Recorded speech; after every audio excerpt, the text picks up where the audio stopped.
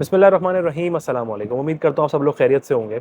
अच्छा जी, एक तरफ पाकिस्तान में मुख्तलिफ पॉलिटिकल डेवलपमेंट्स हो रही हैं, पंजाब और केपीके का चैप्टर अब क्लोज़ हो गया है, हुकूमतें बन गई हैं और ओथ टेकिंग सेरेमनी हो गई है। दूसरी जानिब बज़ाहिर कहीं न कहीं देखकर ऐसा लग रहा है कि पाकिस्तान तहरीक-ए-इंसाफ या तो हाईजैक्ड हो गई है या उसको एस्टेब्लिशमेंट मुख्तलिफ और बेहतर अंदाज़ में कंट्रोल करने की कोशिश कर रही है। कुछ इशारे इस तरह से हैं जो ये सोचने पर मजबूर कर रहे हैं कि जिस ट्रैक से पीटीआई निकल गई थी, उस ट्रैक पर उनको वापस लाकर खड़ा करने की कोशिश हो रही है। वो इशारे कुछ इस तरह से हैं कि सबसे पहले तो कोर कमांडर की मीटिंग हुई, जिसमें यह फैसला किया गया कि 9 मई में मुलव्वस तमाम लोगों को सख्त सज़ाएँ देंगे, उनके खिलाफ कार्रवाई होगी। फिर कुछ जर्नलिस्ट गए खान साहब से मिलने, कुछ पार्टी मेंबर्स गए, बाहर आके खान साहब का पैगाम पब्लिक तक पहुँचाया। वो पैगाम ये था कि खान साहब तायद करते हैं कि इस फैसले की कि जो भी 9 मई को लोग मुलव्वस थे, उनको सख्त सज़ाएँ मिलें, उनके खिलाफ कार्रवाई हो। आपको याद होगा खान साहब ने ये बात कही थी कि मुझे गिरफ्तार किया है तो ये रिएक्शन तो आएगा, यानी कि वो एक्सेप्ट कर रहे थे कि उनकी आवाम की तरफ से ये रिएक्शन आएगा। अब ये कह रहे हैं कि डिसोन करते हुए कि उनको सख्त सज़ाएँ मिलनी चाहिए। तो अब खान साहब जो हैं, वो बैक फुट पे खेलने की कोशिश कर रहा है। साथ-साथ उन्होंने ये भी कहा कि फ़ौज से हमारी कोई दुश्मनी नहीं है, फ़ौज की इज़्ज़त और एहतराम हम करते हैं। तो एक तो ये खान साहब का बैक फुट पे जाना नज़र आया। दूसरा शेर अफ़ज़ल मरवत, असद कैसर और दीगर पीटीआई के जो मेंबर्स हैं, उन्होंने पीटीआई के फॉलोअर्स और सपोर्टर्स से ये रिक्वेस्ट की है कि 2 यूट्यूबर्स को अनफ़ॉलो और अनसब्सक्राइब कर दें। एक है मेजर आदिल राजा और एक है हैदर मेहदी।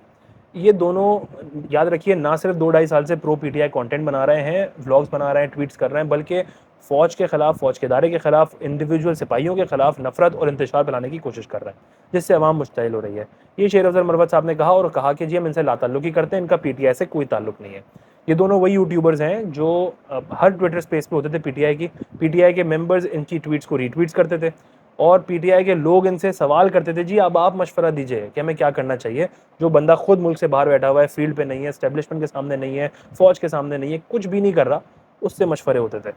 तो ये उन लोगों से लाताल्लुकी करवाई है शेर अफ़ज़ल मरवत ने और कहा है कि फ़ौज एक बावकार इदारा है, फ़ौज की हम सब इज़्ज़त और एहतराम करते हैं और फ़ौज हमसे पहले है। तो ये बयानात कुछ शेर अफ़ज़ल मरवत की तरफ से आए।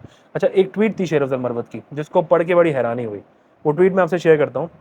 I have decided not to use harsh words on social media for my opponents and will respond where necessary in most decent words. My Twitter account is mostly used by my team and henceforth any tweet made by them will indicate about the author. अब इस तरह की tweets अगर किसी ऐसे शख्स की तरफ से आ रही हो जो सुबह शाम बैठ के कहे जी प्रोग्राम दौड़ गया और एंकर पर्सन्स को लॉजिकल क्वेश्चंस के ऊपर जवाब दे, आपकी ज़बान तो पटवारन ज़बान है, पटवारियों वाली ज़बान है।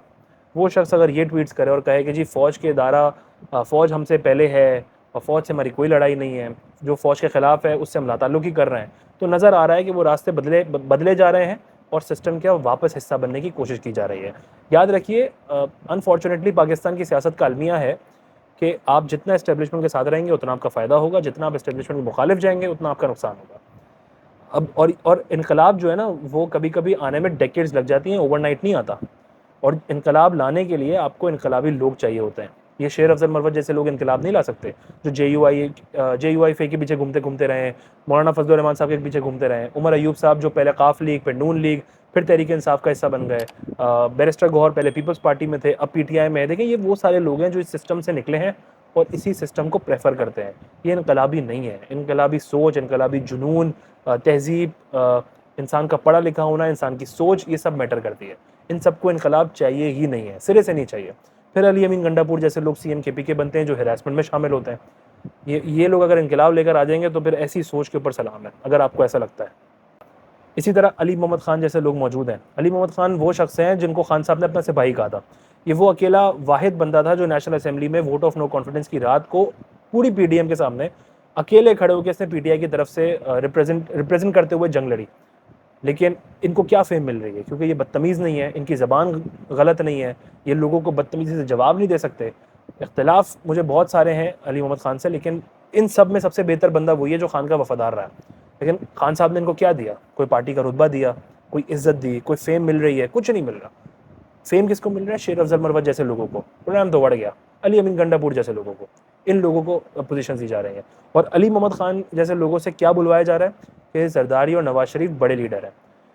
अली मोहम्मद खान साहब ने कहा है कि ज़रदारी जो है वो मुल्क दुश्मन नहीं है, नवाज शरीफ जो है वो गद्दार नहीं है, इमरान खान साहब बड़े लीडर हैं और ये तमाम बड़े लीडर्स को इकट्ठे एक कमरे में बैठ के बात करनी चाहिए। यानी याद रखिएगा, अमरीकी साजिश हुई थी बकौल इनके, उस साजिश का हिस्सा जो है वो लंदन प्लान था। लंदन प्लान में नवाज शरीफ, शहबाज शरीफ, ज़रदारी, मौलाना फजलुर रहमान ये सब शामिल थे। और अब ये कह रहे हैं कि जी मौलाना फजलुर रहमान से मुलाकात भी कर ली है, ज़रदारी और नवाज शरीफ जो है वो बड़े लीडर हैं और गद्दार और मुल्क दुश्मन नहीं है, जबकि वो 2 साल पहले तक गद्दार थे, मुल्क दुश्मन थे, इतनी नफरत अवाम के अंदर भर दी थी सबके खिलाफ। आज कह रहे हैं जी वो बड़े लीडर हैं। इस तरह से बिल्डअप बनाया जा रहा है और रास्ते बदले जा रहे हैं। इस चीज़ को समझें, अंडरस्टैंड करें कि किस तरह से इन लोगों को प्लान किया गया है कि आहिस्ता आहिस्ता वापस इस्टेब्लिशमेंट के रास्तों पर चलना है, लेकिन मारूसी सियासत का खात्मा करना है, यकीन करो भाई। अच्छा, इसी तरह केपी कैबिनेट अनाउंस हुई, बड़ी इंटरेस्टिंग है। असद कैसर के भाई, उमर अयूब साहब के भाई और उमर अयूब साहब के कज़न और शेर अफजल मरवत साहब के भाई, ये तमाम लोग मिनिस्ट्री का हिस्सा हैं केपी के अंदर। अच्छा, मैं पहले से बता दूं खान साहब के फॉलोअर्स क्या बोलेंगे। वो ये कहेंगे जी खान तो जेल में बैठा हुआ है, ये बाहर आके जी सब कुछ खुद ही खुद कर रहे हैं और खान साहब की प्रिंसिपल्स के खिलाफ जा रहे हैं। अली अमीन गंडापुर ने अडियाला से बाहर निकल के कहा था कि जो कुछ भी हो रहा है खान की मर्जी से हो रहा है, खान ने अप्रूव किया है, अब हम ये करने वाले हैं।